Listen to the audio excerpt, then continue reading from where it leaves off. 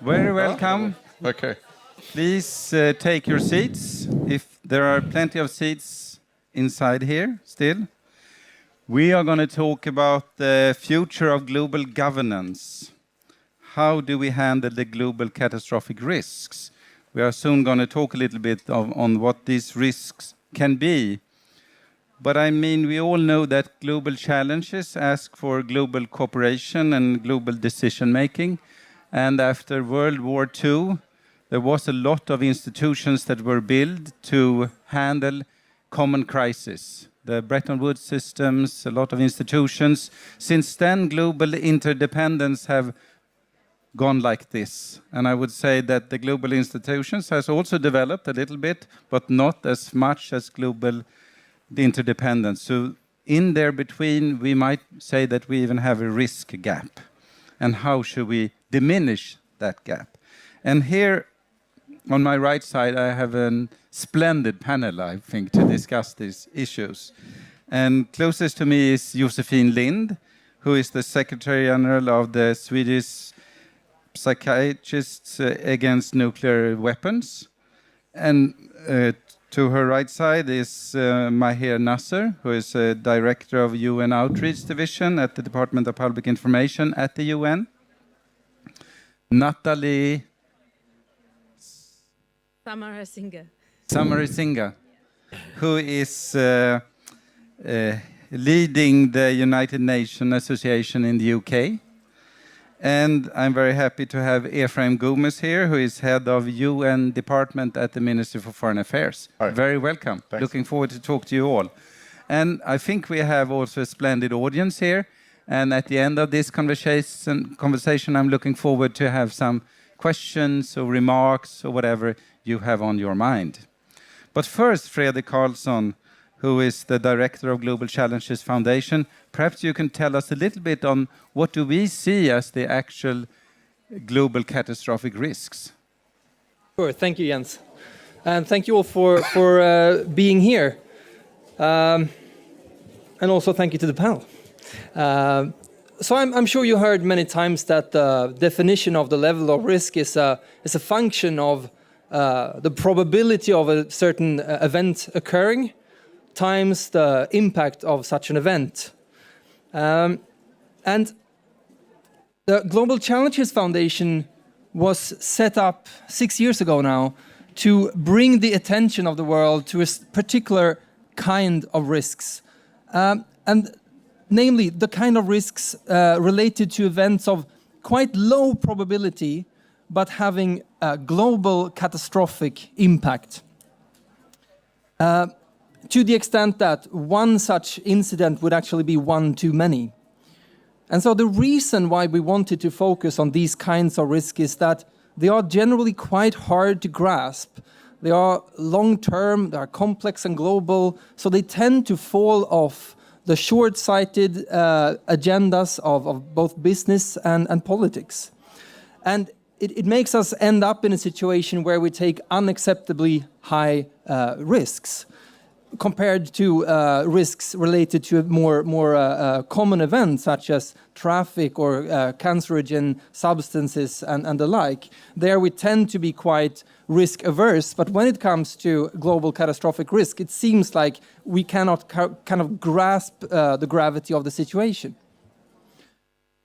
And at Global Challenges Foundation, we've chosen to focus on three main risks, which is catastrophic climate change scenarios, other large-scale environmental degradation, and politically motivated violence with a focus on weapons of mass destruction. Obviously, weapons of mass destruction, particularly nuclear arms, is a global catastrophic risk in itself, but also all violent conflict is a driver for the other risks. We also look at a couple of other issues as drivers of risks, and that is poverty and population growth. So what signifies the kind of risks that we focus on? I would say that they are highly complex in nature. They are truly global, both in the sense of the root causes of the problems and the solutions needed for them. And we also argue that they are urgent to deal with. I mean, over the last 10 years or so, the probability of catastrophic climate change scenarios have increased significantly as we've learned about concepts such as tipping points and runaway global warming. Even if we would be, successful in delivering on the Paris commitments. And also we have learned that we are pushing on some of the other global planetary boundaries. And so we are risking to move outside the safe operating space of humanity when it comes to issues such as biodiversity and nitrogen flows and land use and such topics. So that then begs the question, how do we deal with those urgent, complex risks? Well, we argue that the gap between the urgency of the matter and the action dealing with those risks do suggest that there is a need for innovation in terms of global governance. And a recent study that we made also showed that there is a popular demand for innovation and reform on the global governance institutions.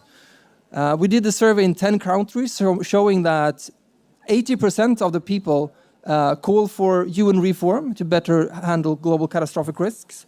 And as many as 70% call for new institutions altogether. And so this is why Global Challenges Foundation will continue to raise awareness on global catastrophic risks and try to stimulate ideation on global governance. And so that is a long and ongoing conversation, and as a part of that, you're warmly welcome to this discussion. Thank you, Fredrik. May I just start to ask you, how serious do you see these global catastrophic risks?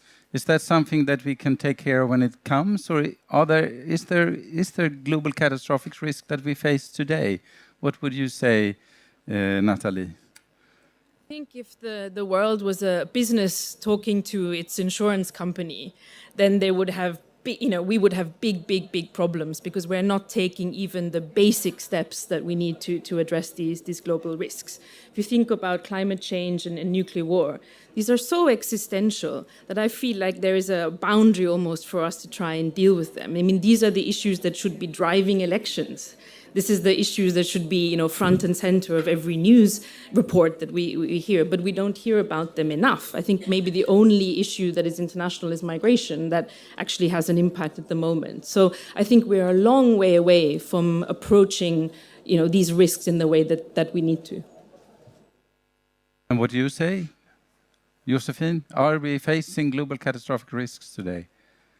Yeah, definitely. I think talking about the risk of nuclear war is more likely now than it's been in many decades. And we also see an ignorance and by the leaders of the nuclear weapon states. It seems like they have lost the sense of the fear of using their arsenals, and they're talking about developing usable nuclear weapons, or why do we have nuclear weapons if we don't want to use them? And it's definitely the case with nuclear weapons.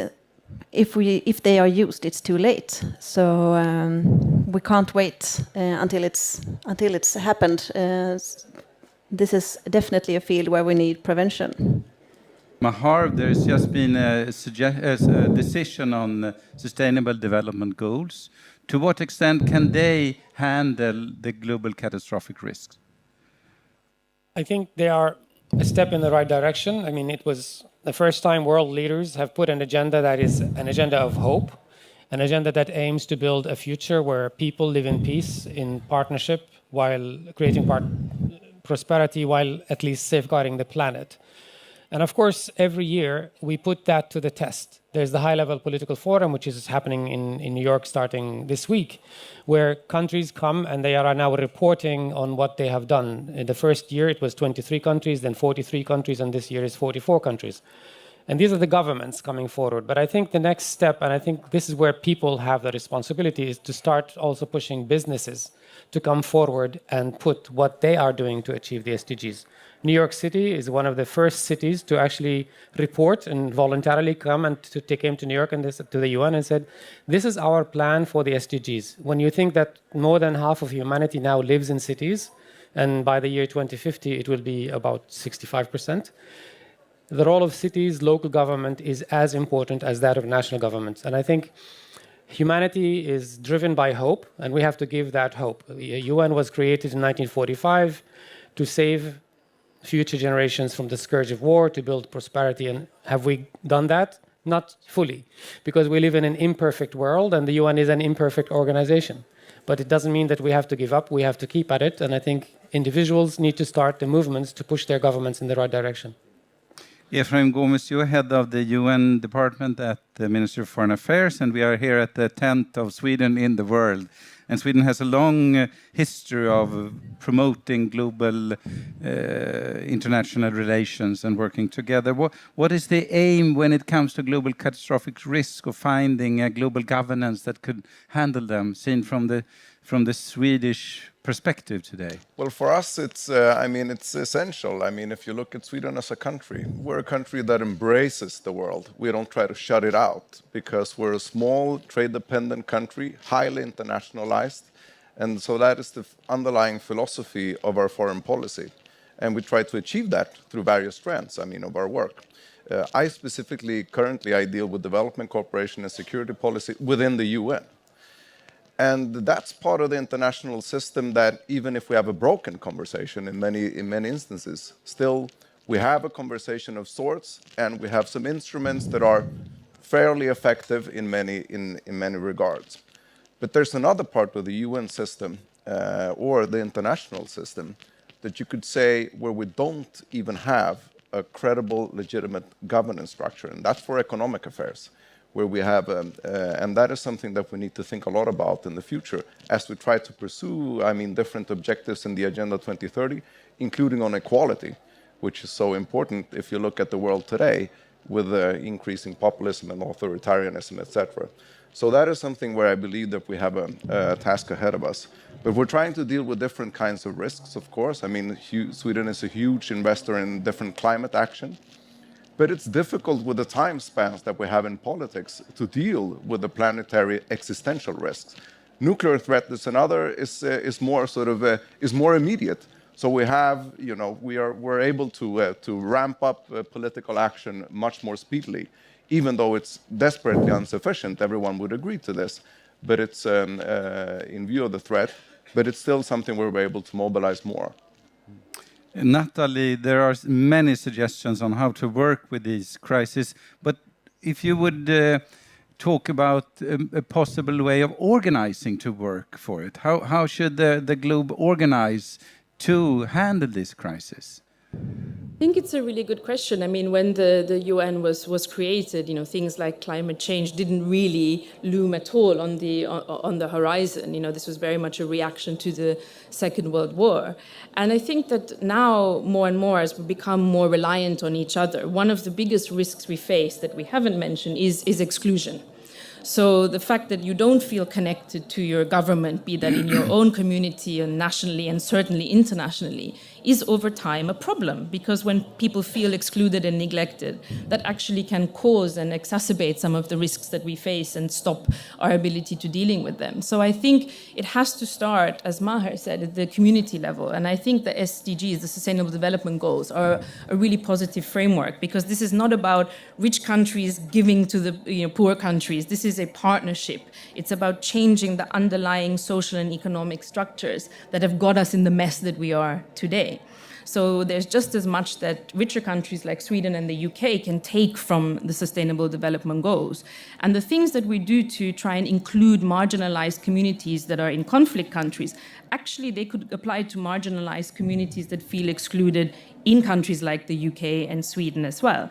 This is about changing a conversation from politicians who work on these risks, institutions that work on these risks, to a system where all of us can work on these risks. And for me, one of the biggest changes we need to do in how the UN works is really find ways, meaningful ways, to integrate civil society, the public, and businesses in decision-making at the UN, and also in sharing the huge task that we have in addressing those risks. We all need to be working together much more closely than we are. At the moment, the conversation is still very much in silos.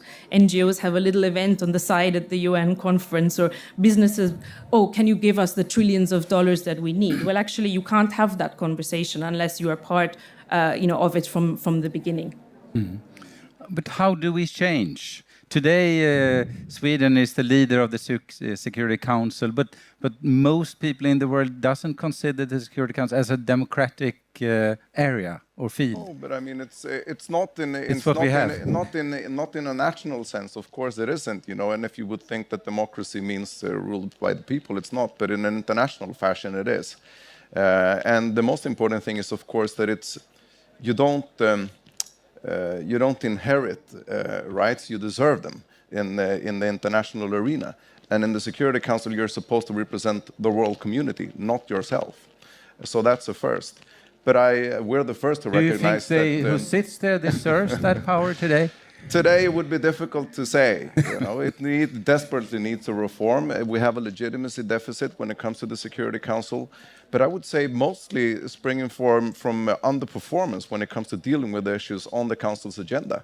Because if it could, then I think that would definitely speak more to its authority. And the same goes for international cooperation, generally speaking.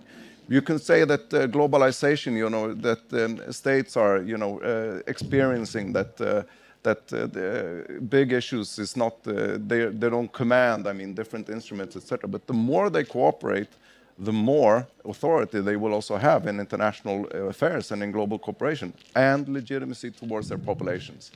But the missing piece is probably popular movements. Popular movements, Josephine, you have been engaged against landmines successfully? No, Not weren't you? landmines. Okay, was it cluster bombs? Successfully, I would say. And often, the wind is very strong against you when you start. What is the formula to succeed being a representative from the popular movement to change? Well, I think the first thing is to be stubborn and never give up and not taking no for an answer. But then you also need to find different ways and areas of working, I think, it started in landmines, I think, and went through the cluster munition campaigns and also in ICAN for the abolition of nuclear weapons. We changed the debate, especially regarding nuclear weapons. It's been a very, like a chess game with arms control and a lot of acronyms and almost impossible for ordinary people to follow. And what we've done is to change the debate and actually focus on the humanitarian consequences of these weapons and get engaged and force governments to listen. And I think we've seen at the development that disarmament actually happens when civil society and states go together and change the law. And that's what happened recently with the nuclear weapons. We have the new treaty on the prohibition of nuclear weapons. And that's something I think we need to see more, and we will see more. It's not about states, and it's not about letting the states who refuse to act or to disarm or to change, to let them lead the debate. It's about the other states and civil society to force them and to get petitions and votings in the UN and force the states to actually take a stand. And I think that's where the nuclear weapon story actually changed, especially in Sweden, because Sweden's been also a very high profile in nuclear disarmament. But when it actually was to say yes or no, it got a bit tough. And I think that's what we need to do. We need to, as people, as civilians, stand up and force the states to actually show where they actually are. Yes. But I think it's important, you point to something here, that it is, of course, that you need to show benefits of your work too. Apart from showing the damages and consequences, negative impacts, etc., that you can have, you're also supposed to, for instance, take armed violence, generally speaking, and not only weapons of mass destruction, as you speak to, small arms and light weapons. you know that you will incur on costs, I mean, that for health assistance, etc. But it's also the dynamic effects that are inhibited by economic activity, etc. And so maybe one other part of the solution, apart from pointing to the consequences, I recognize is difficult. If you take arms, it's nuclear arms, then the cost is actually humanity itself and our planet. So it's it's not possible to do that. But for small arms, it is. And how do you internalize the costs? I mean, we do this for climate. We're trying to internalize the cost for the polluter. When it comes to environmental issues, we do that for tobacco, we do that for alcohol. Why can't we do it for arms? Maybe that could be a new system, sort of actually speaking of the business, talking to their insurer. That we as a global community, we're not talking with our insurer what the premium should be. For our different activities. It's a way also perhaps to see it as individual challenges, because common challenges can be dealt by somebody else, but to internalize them within yourself. Mahar. I mean, today, I think the world is more connected than any time before, and young people are the most connected, and they have the ability to network, work with each other across borders. I mean, in the cyber world, there are no borders. Today, when you talk about Facebook, it has 2 billion people on Facebook. That's 2 out of 7 people on the planet. That's bigger than China, bigger than India as a country. And what is important is, of course, that young people need to take up their responsibility about their own future. It's actually their future. And they need to not come to the UN to lobby the ambassadors about what is happening at the UN. Lobbying starts in your capitals. Lobbying starts with your member of Congress, with your member of parliament, because that's when the change starts. Don't ever forget that the big industries, the lobby groups, they are always at the door of your member of parliament and they're giving them money for the campaigns, or maybe not. But they are doing that lobbying, and then they don't hear from you. It's important that people actually how often have you written to your member of parliament about issues that are close to you? I think maybe you do, but I think everybody needs to make sure that you are bothering them as much as the lobbyists are. And that you have a very important thing that every politician, at least when there are democracies and there are elections, they always want it, your vote. And people have to use it. You can have a feeling sometimes that, is there any idea? And there are some conspiration. It's 10 most rich people sitting in a room and they decide everything, so it's no idea. But Natalie, you have shown that you can change. You can also change in the UN, and you were active when it came to choosing the new Secretary General. Can you tell us what you did and how you managed? So we approached the question of how do we address global risks by looking at leadership. So you can have as much reform of an institution, the best policies in the world. If you do not have good leadership, you're not going to get anywhere. And the way the UN chose its Secretary General, its leader, was probably just about the worst possible way you could do that. It was a decision made behind closed doors by the Security Council, in particular the 5 permanent members.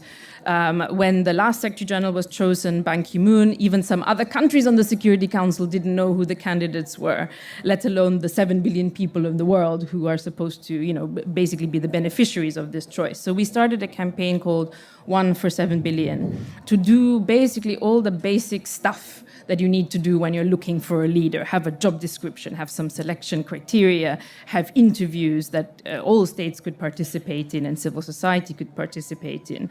And it was a big success. It's difficult to sometimes get people excited about campaigning for global governance. People campaign on issues like water and human rights and conflict. It's difficult to say, let's look beyond that at the structure. But this campaign, I think anyone who ever had a bad boss or saw someone promoted who didn't deserve it could understand why this matters. So we started a movement of about 200 million people involving all kinds of NGOs around the world. And it led to the most open and inclusive selection process for the Secretary General, where the candidates had to answer questions, people could talk about their concerns. And it really taught me a lot, because when we think of UN reform, we think about the Security Council. And, I'm not saying we shouldn't try to reform it, but I've spent nearly 15 years doing it. I know people who've spent 50, 60 years doing it. It is almost, I think it's not going to happen because of the inbuilt system of the UN. So what we need to do is look at how can we work between the spaces that we have and the opportunities to make practical changes. And that really means working with different partners and using opportunities. And actually, arms control is a good example. UNA, we were one of the many NGOs that worked on the arms trade treaty, and we sort of held our noses and worked with the arms industry because actually these partners had something to offer in this situation, because a lot of the arms industries in countries like the UK were worried that there was going to be a regulation that they were not going to be able to shape, and they were worried that other countries might not have the same regulations that they were subjected to. So they became quite useful, partners in this conversation. So I think it is worth, of course, it has to start with people, but also looking, as Maher said, who else is influential and work with them. The real work is not in New York and Geneva. It is in states and working with these other partners. Mm-hmm. But it speaks to something important, and Natalie, I mean, we were very impressed by your campaign. I mean, 1 for 7 billion, and we participated actively, of course, and I think that we managed to get out of this papal selection process that we had in the past. And it speaks to something important, that transparency has an inner dynamic that can become, there's a tipping point where it can become irresistible. You can't resist it. We had a similar experience in Europe. I'm not sure I would agree that it had the same positive result, but it was something similar. We had this lead candidate among the European political parties in 2014. Most national governments in Europe, in the member states of the EU, were opposed to it, but it created a political fact and a dynamic within in the European political discourse at EU level that eventually everyone accused, and then this selection process also prevailed. And maybe we should try to multiply your experience when it comes to creating other political facts to make advancements when it comes to the legitimacy and authority of our different institutions, international ones. And there, I mean, we're looking at the UN. What happens, I mentioned this previously, when it comes to the economic governance of the international governance of economic affairs, which is much more difficult probably to reform in that regard. I would also like to invite you. There are microphones if you want to raise a question or if you have a comment, then we can walk around with them. May I ask you the other week I met Johan Rockström. He's working with climate changes, and he said, as a scientist, he said, perhaps I need to be more alarmistic. I've often had my way of describing it, giving some hope. But now I'm so worried. So perhaps I just have to say how bad it is. How do we change? Do we change by fear or do we change by hope? When you, for instance, Josephine, when you work, is it better to talk about the effects of nuclear war than saying you can live without them? Or how do we get the momentum in this movement that you are talking about? I think it's about doing both. That's something is best for one time and something is better for another time. And I think we talked a lot about the horrific effects of nuclear weapons in the past, and then we kind of forgot it. And it seems like it's time to remind people again. But also, of course, if we only scare people, it's very hard to get action done. We don't want to get people paralyzed by fear. So of course it's about also bringing hope and have a little bit of, humor and possibility to engage, and how to engage on this global issue on a very local level, as you talked about before. I think you have to both adapt to the audience, but also using both. It could be good to do the information about the effects and end your conversation with what can you do and how can you actually change this, so you don't leave people with a fear. I think just on this, I think it's important to highlight the risk, but not to be alarmist, because if you start maybe creating, God, we're doomed, we're ended, you create despair, and then if what you were predicting did not happen within the time frame that you said, you lose credibility. And I think this is where hope comes in, where you can actually provide, and I think Agenda 2030 is an agenda of hope, that is tangible. We are looking back 3 years, much has been achieved, but there's still no place for complacency, because that is also the biggest danger we have. That, okay, we've reduced number of poverty, people living in poverty from 53% 1990 to 9% today. We still need to do a lot.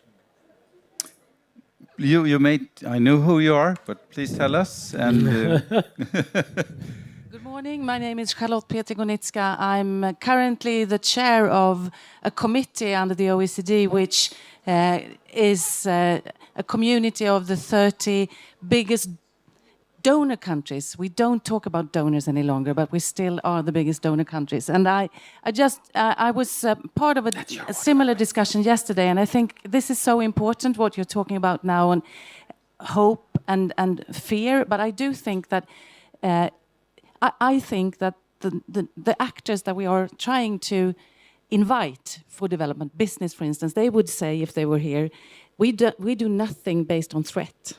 We're not going to work with you if you. So we need to believe that there's hope and things like that. But I do think trust is important. Johan Rockström is trusted. When he is in despair, we believe him. But there might be a lot of despair around the world, which we might not believe in, because it might be self-interest. It might be, I'm thriving out of this problem, so I'm going to continue to talk about them. We might not trust that. So I think it's so important to include the word trust. And what happened at the UN, the selection of the UN Secretary General was a transparent one. People want him to succeed. There is a group of friends around that leader. That's what we need. And I think that's the kind of processes that we need to continue to work for. And Sweden can do that. We try to do that around the OECD. Can you imagine the Western part? Are we trusted? No, we're not. We really need transparent processes and things like that. So I think there are, not just hope and fear and all that. Think about the value of trust and how you build that and how easy you lose it. And I think we all have self-reflection to do around that issue. So. May I ask you, Charlotte, to what extent are the donors satisfied with global governance, or is that an issue with among the donors to also discuss global leadership and democracy and transparency? Did you say global leadership? No, sorry. Sorry. I said leadership, yes. No, but seriously, the community I represent is 80% of the financing of the total multilateral system.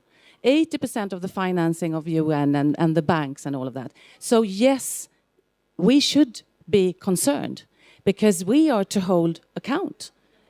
We are shareholders in this system. And what do you expect shareholders to do? To take an interest if the system works for them. And I would say there's too little discussion in an organized way around that shareholdership. I'm trying to put that on the agenda. It's not really easy, but I really think we have to, and we have to, you work with people who know how to unpack that issue so that it becomes concrete and tangible. But we are really to hold account. So, thank you. Well, I think there are very good comments from Charlotte, and if you look at. Since we're anyway speaking in a lot of economic terms, how is our investment portfolio looking like? We think a lot about this when it comes to peace and security business, for instance. And usually we tend to focus a lot on the troublemakers. We don't focus so much, even our investments, on the agents for peace, women's organizations, youth.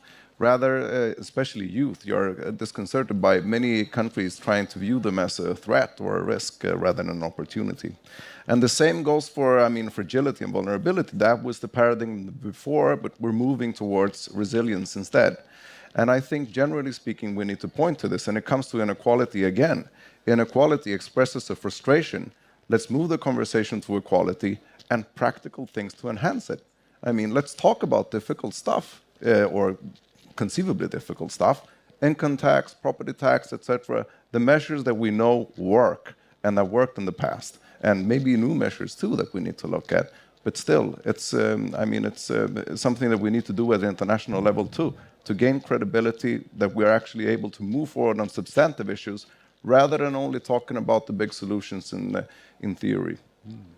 I mean, there was a very good intervention from the floor, and I absolutely agree. We need to look differently at our investment portfolio. I mean, one statistic I am quite fond of saying is looking at how much the world invests in prevention and in peace as opposed to in conflict. You have 1.6 trillion, in military and arms, and the investment for peace is tiny. The Office of the UN High Commissioner for Human Rights gets less money annually than Americans spend on Halloween costumes for their cats and dogs.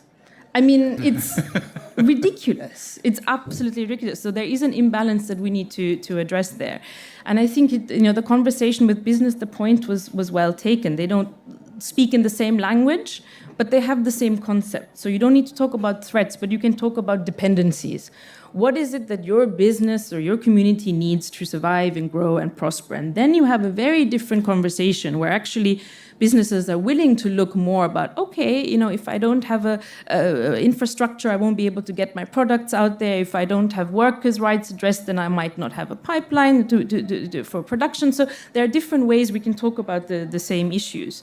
And I think it is a balance of fear and hope, but the point about nuance is very important. I think as campaigners, we want to say, this is the worst thing we've ever seen, or this is the solution that will solve everything. The conversation is much more nuanced. You have to, if you only go fear and hope, then I think you risk creating unrealistic expectations about what we can achieve and how easy or difficult it will be. So it is about trusting the public and trusting others to say we can have a conversation that is a bit more complex than if you do everything now, then things will be better. And this is a difficult conversation to have at the moment when we have leadership around the world that is very good at pushing these buttons of fear. And that's why UN reform is difficult right now, because you have a risk of opening up this conversation at a time when we don't have leaders who are maybe want to invest in the multilateral system. So the conversation does have to start outside the building before it can go in. Yeah, I agree to some extent as well, but I think also it depends on what actor you're talking about and at what level. Because on a national level, then the conversation needs to happen. But on a global level, you have to be clear, and you have to be, as civil society, we have to push, and we can't take any compromises, and we have to make sure our line is pushing everything forward, because if we would only ask for small steps, we would get nothing. So we have to ask for bold, hard steps, and we have to push to get some progress done. So I think it's a little bit different on the level and what actor you are talking about. But of course, trust and conversation is where things actually will happen in the first place. Mm-hmm. And what should the narrative or the rhetoric be? Because today, I think you mentioned it there, Fram, that now actually the wind is against. I mean, we are have self-decision, national decision. I live a lot on the countryside, and we want to take our decision, not the town next to us, and not Stockholm, and not talking about the EU and what's out there.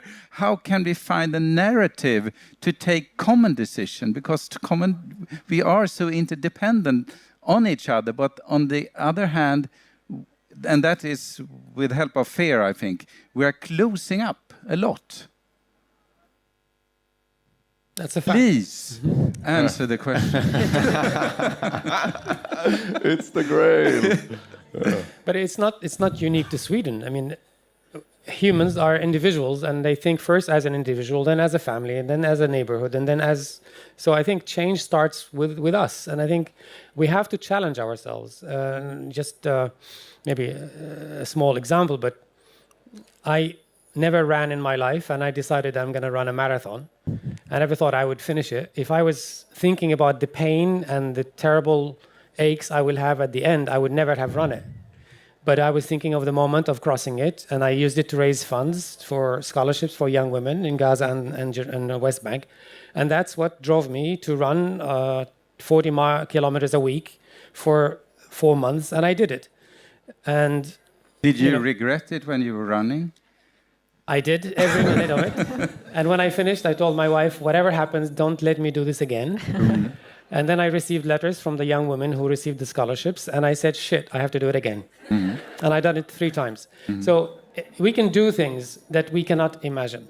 I think when you think of young people who have entrepreneurial created these companies in their dorm, and then now they are like $500 billion worth, when through CrowdRise, an unknown person becomes elected to a president or to a member of Congress or a parliament. Today there are tools. I mean, we all have anxieties about technology, artificial intelligence, and cyber and all of it, but they are also amazing tools for us to work to find solutions, to also hear the people, hear the conversation. Big data is also showing us abilities, and the UN is investing in innovation and using data to help us do a better job. And the UN is not just New York. The UN is not just the Security Council. Every year, the UN is responsible for feeding 80 million people. And the panel before was talking about refugees. There are 68.5 million people who are displaced internally and externally. The UN is there to help them, to protect them, to feed them, to assist them. We have 120,000 peacekeepers in 15 peacekeeping missions throughout the last 70 years. 1 million men and women, many from Sweden, served on those peacekeeping. And going to your point, the budget of our peacekeeping operation is about $7 billion, and that's for every dollar spent on peacekeeping, 200 are spent on military. And now that is the wrong priority. Official development assistance is $130 billion. It looks like a lot of money, but that, again, that pales compared to even the money that migrants send back to their own cities. Migrants, there are 250 million migrants in the world today. The remittances that they send back to their countries is $450 billion. So that's 3 times as much as the official development assistance. And for the first time in the UN's history, as the issue of migration is a very sensitive one, we are working towards a global compact on migration. On 13 July, they will adopt, I think, the declaration, and it will be adopted officially in a conference in December in Marrakesh. So even sensitive issues, I think we can see that the space is changing. They are coming to the table, and they're being discussed openly. Every country is coming with their own concerns and fears, but that's the good thing about the UN, is that that's the place where countries and member states come and they talk with each other. Whether they agree or not agree, it doesn't matter. At least they're doing it by talking, not by shooting. It's always legitimate to quote one of our previous prime ministers, of course, Olof Palme, especially when we're here in Almedalen. And society is a human creation. If something is wrong, we can fix it. And the same goes for the kind of conversation that we're having here about empowerment, even from the individual through the village, etc. And that relates because society is something that we create together.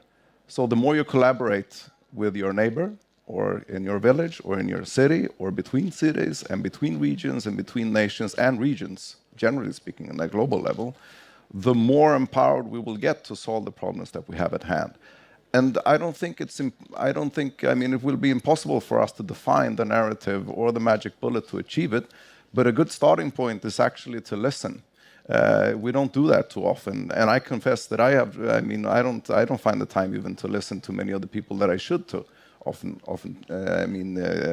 on a daily basis, but it's a good start. And from there, of course, you're able to listen to the fears or the risks. You can understand them, but you cannot turn them into the ideology or your policy. That is where we go wrong, and that leads to the paralyzing sort of effect of fear that the others spoke to. So I think that would be a good starting point. And the trick for that is, of course, that the one who listens and who takes upon herself or himself to assume a leadership position needs to shape opinion and can't only follow it. Josephine, where do you find your strength going on and struggling against cluster bombs, against nuclear energy, when there is so many setbacks? I think you have to celebrate all the victories. Then maybe a UN treaty and a Nobel Peace Prize aren't really qualified as small victories, but also we changed how the Swedish banks are financing in nuclear weapons. That's a really great victory. I think you need to put it down in small places, and you have to make it in small pieces that builds the whole tower of disarmament, and doing it with friends and people you care about. It's very strengthening and encouraging, and yeah. So celebrate all victories. I think it's. And Natalie, you will get the final say here. Where do you find the strength for not giving up? You said you worked for so long when trying to reform the Security Council or doing other things at the UN. Just has to be done. You know, we're the only organization in the UK that works on the UN. I mean, quite frankly, if we didn't do it, that interest isn't, there. And it seems like, I think, a huge challenge is distant organizations. So I think building on what others have said, you have to break it down to the individual level and try and find the thread through. And I think, it is important to have the big vision, but like you said, you need the smaller steps so you can demonstrate progress and success along the way and keep people engaged. But from my perspective, we have no choice. The UN isn't this big distant institution after all. It is something that was created by governments for the people, and it's up to us to reclaim it. Mm-hmm. And you can take one victory at a time. Natalie was also a winner of the Global Challenges Foundation Prize competition. So with these words, I would like to thank you very much. Thank you.